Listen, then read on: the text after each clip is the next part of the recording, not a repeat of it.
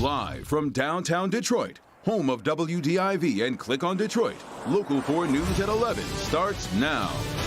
He took a Tesla for a test drive in Oakland County. What he did in the next hour landed him in jail. But we're going to begin with the weekend winter storm, with Metro Detroit about to get hit with up to 8 inches of snow. Glad you're with us tonight at 11. A clear, chilly night at 11, though it's not going to stay dry for long. That's right. We're about to get our heaviest snowfall of the season. Brandon is in for Ben with what to expect once the snow starts to fall tomorrow night.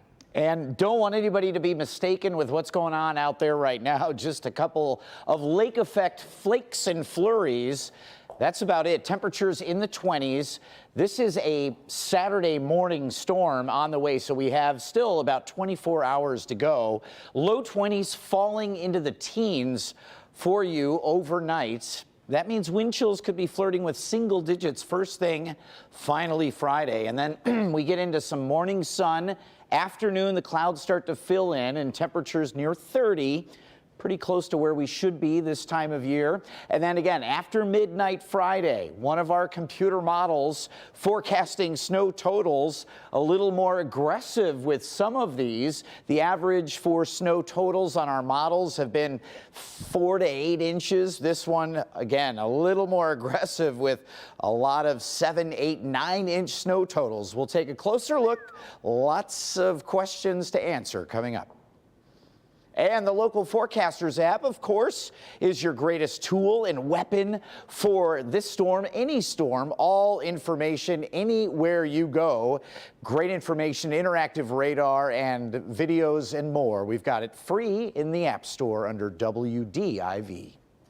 Brandon, now to breaking news from overseas. Tonight, CNN is reporting 11 U.S. service members were injured in last week's missile attack in Iraq. The Iranian missile attack targeted 2 air bases where U.S. troops were based. Prior to tonight, the Pentagon had said there were no Americans injured, but CNN is reporting the troops are being treated for concussion symptoms from the blast. The missile attack was, of course, in response to the U.S. airstrike that killed Iranian General Qasem Soleimani. A wild Tesla test drive on I-75 ends with one man threatening to murder a police officer and his whole family. And that's not all. Mara McDonald is live at the Troy Police Department. Mara, police say this driver was going over 130 miles an hour down I-75. That's right, Kimberly, and fast down Big Beaver as well. This may have started with a very fast test drive, but boy, it sure ended with a whole lot more. Take a look. Police say Jordan Saliga took a Tesla Model S for a test drive that got way out of hand. Police first got calls Saliga was doing speeds of 130 miles an hour down 75 South near Adams. Then the calls came in he was zooming down Big Beaver and doing donuts through this parking lot near 75 in Big Beaver. When police caught up to him, he refused to give them a license, instead laid down across the seats with his hands folded. Currently, he's in the Oakland County Jail, where he told the officer transporting him he'd kill him and his whole family, as well as threatening to burn down the Troy PD. Back here live, and it turns out Saliga is on probation from the Michigan Department of Corrections. He's got priors going back to 2014 for assaulting a police officer, for resisting a police officer, and then further on in 2018 for malicious destruction of police and fire property. We're live in Troy tonight. I'm Mara McDonald. Back to you. Hey, Mara. Detroit police are investigating after a 17-year-old girl is found stabbed to death inside a home on Granville near Finkel and Outer Drive. Her 18-year-old boyfriend is in police custody tonight. Family members of the suspect say they heard noises and went downstairs to investigate. That's when they found the teenage girl lying on the floor. She was pronounced dead on the scene.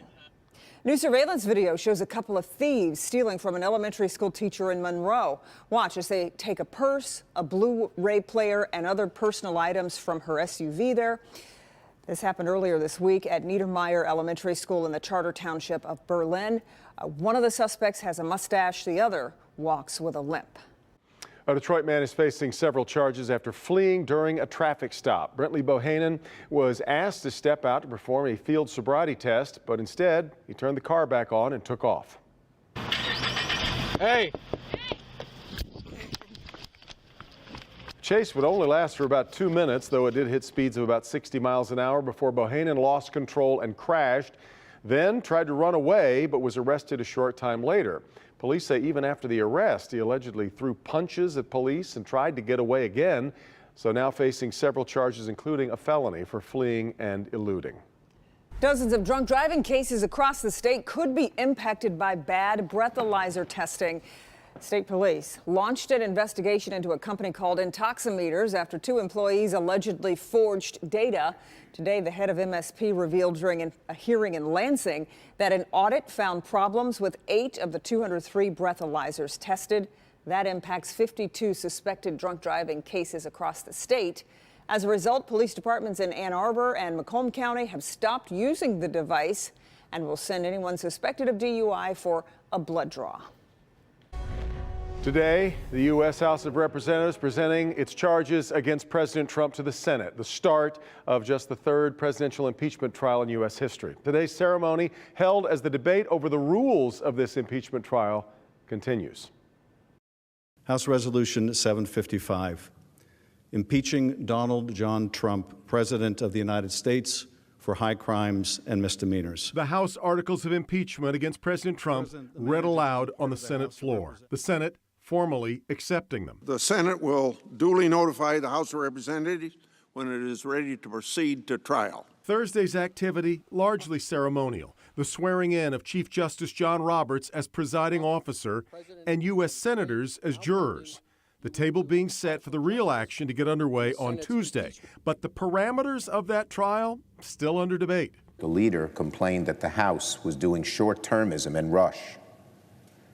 The leader is trying to do the exact same thing in the Senate. Senate Democrats hoping to sway a handful of Republicans to join them to reach the 51 votes needed to call witnesses.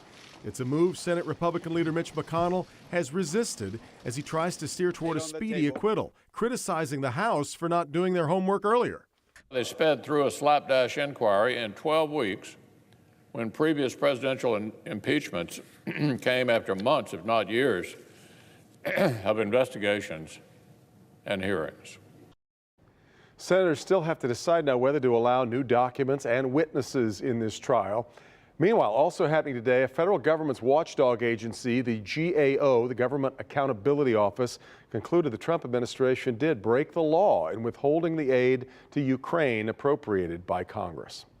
Tonight, Bedrock is giving us a look at what it has planned for One Campus Martius. The Dan Gilbert-owned building has been undergoing a $95 million expansion that will add a 27,000 square foot venue. These are new renderings here.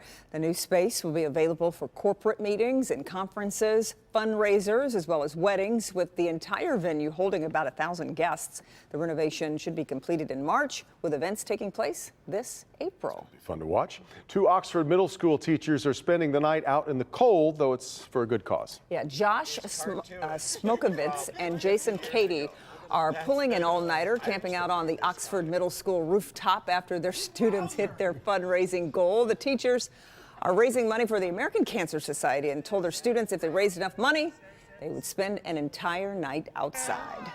We put a bet towards our homerooms, and we said if our 2 classes raised the most money, we would sit on the roof overnight.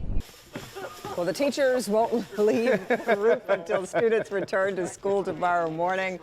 They're broadcasting their entire night online. You can watch by going to our website, clickondetroit.com. Could be the start of a new cult favorite show, and aren't they glad they agreed to do it tonight rather than tomorrow? That's right.